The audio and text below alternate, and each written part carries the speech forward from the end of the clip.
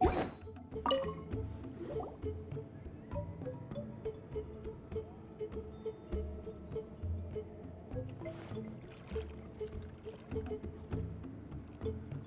everyone. Ah, Granny. You're back. So, no good news for me then? You saw right through me. The Traveler collected a lot of spirits, and I checked all of them one by one. None of them matches Leela's description. I figured. It was written all over your face. It's alright. I didn't exactly have high hopes for the needle in a haystack approach anyway. Leela's condition is still stable, but we're not really getting anywhere. Well, luckily, I made some progress on my end. Leela's parents told me that he made a new friend recently, and apparently he's been out of the house for days at a time. On one occasion, they secretly followed him and saw him and his friend tinkering around with something at a camp. Yeah, some guy who goes by the name Kokuchu, dressed in what looked like Inazuman attire. Is this really all I'll need, Mr. Kokuchu? Based on my studies of the ancient texts, hypersensitivity is usually treated with desensitization therapy. So, I figure that there's no reason it shouldn't work in reverse.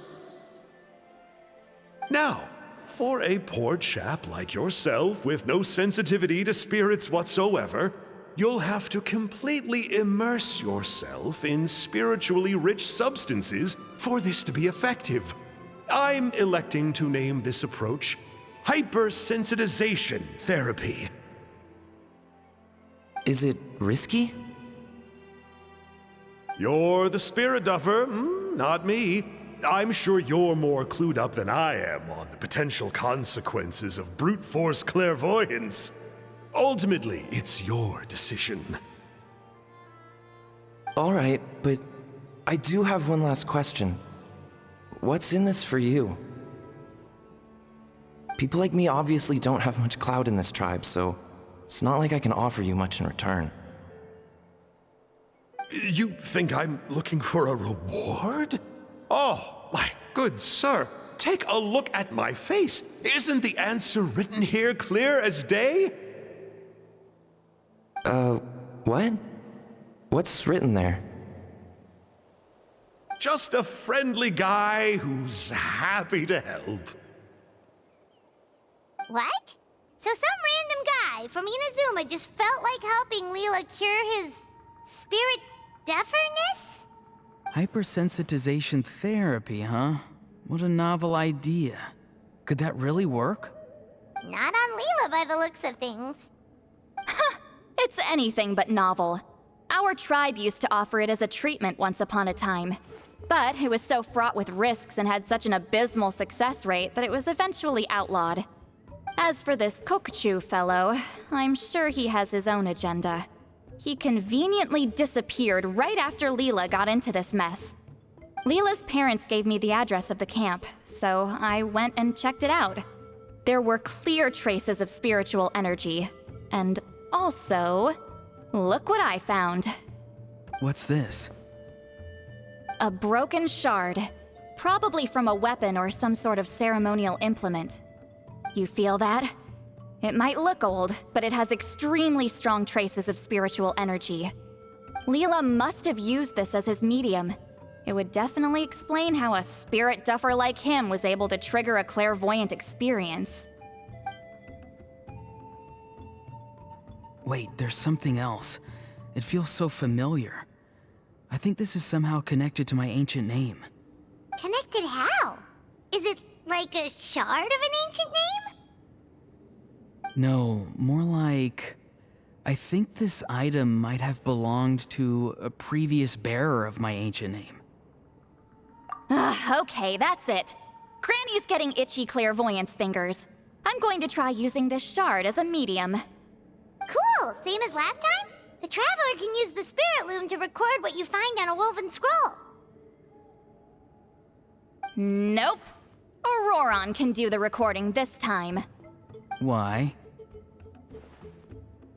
It's a safety measure. You have a better understanding of the spirit domain than the Traveler. If this really is a Sanhaj relic, you'll be better placed to deal with the fallout in the event that something goes wrong. Ah, see, Paimon? Told you Granny has a soft spot for the Traveler. Look at her not wanting to put him in danger. Meanwhile, I'm just a grandkid, so I'm expendable.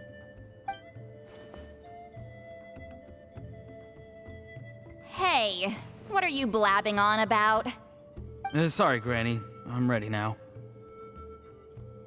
Then let us begin.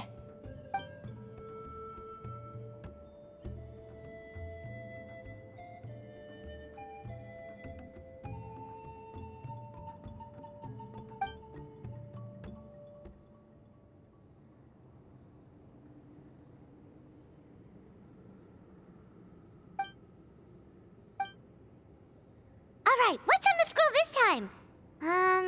Looks like a broken bow covered in flames.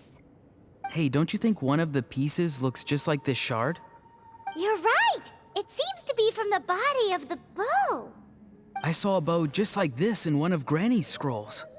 Yes, it's the weapon Sanhaj used in the Battle of the Mare Javari. I guess that proves it. This shard is a bona fide Sanhaj relic. Good old Sanhaj. The relic's spiritual energy was fluctuating very strongly, but I wasn't in any danger at all. The Traveler probably would have been fine as well. Now that's a true hero, huh?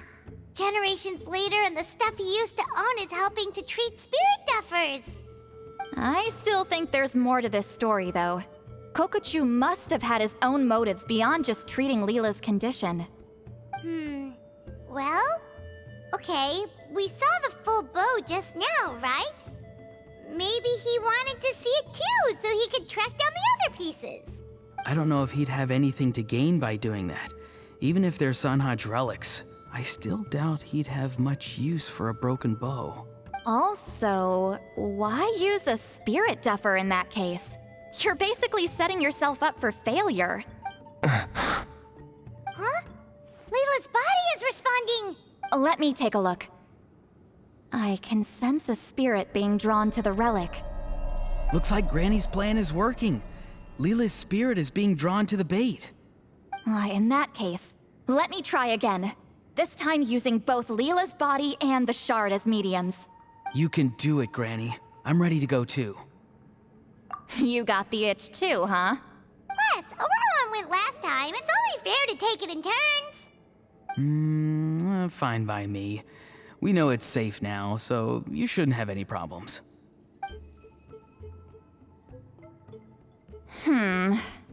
All right, if you insist. Be my guest. Just let me know when you're ready.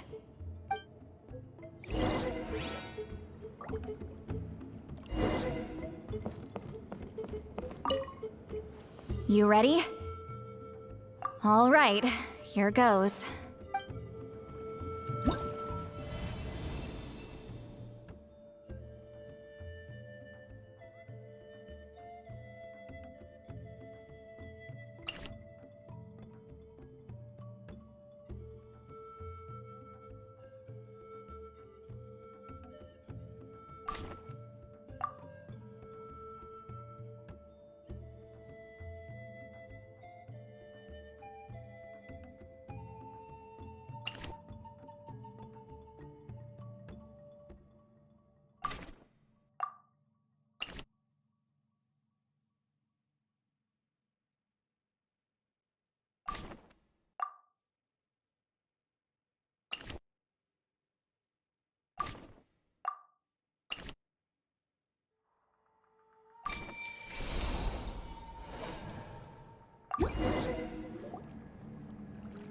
Another image has appeared. This one is a map. A map? Of where? Could it be the Mare Javari? The Mare Javari? The Mare Javari was reduced to a desolate wasteland after that big battle. Or rather, it became known as the Mare Javari after what happened there. The ashes of the monsters and warriors who fought there covered the entire battlefield. Sometimes, bone-chilling cries would be heard from the depths. Other times, the whole region would become engulfed in towering flames, drowning out the cries. That place is full of untold dangers and mysteries. Over the centuries, the finest adventurers have tried to prove themselves by venturing in. Sadly, most ended up perishing there. That lasted up until around 20 or 30 years ago, when strange things started happening. People started speaking of an enormous dark creature the size of a mountain, roaming around inside the Mare Javari. And then, shortly after that, the whole region just completely disappeared. Nobody knows how, but that infamously ominous place just vanished from the face of the world. What? How the heck? I know, right? Anyway, if I'm not mistaken, the place indicated on this map is where it used to be before it disappeared. At the westernmost part of Natlan. It's a very remote location, far away from any of the tribes. There never used to be a settlement there, but there's more people since the Mare Javari disappeared. Anyway, that's just what I've heard. I've never been there myself. This is what age does to you. The older you get, the less adventurous you become. That's just an excuse. Granny's too lazy to take a trip that far away. Hold on a second. There's a spirit approaching the shard and the woven scroll. Oh, Leela's body is responding again! Quite a strong reaction this time. Does this mean what he was really seeking was the Mare Javari's location? I sense it too. There's a soul nearby. Almost a complete one. This is creeping Paimon out! Seems like the plan is working. So, can we just wake him up now? Not today. You might think bringing a spirit back into its body is like pouring water from one bottle into another, but it's far more complicated than that. I need to borrow a ceremonial sword and make some other preparations. It'll take me about 2 days. But don't worry. Now that his spirit's returned, there's just one step left. Let's meet up again in 2 days.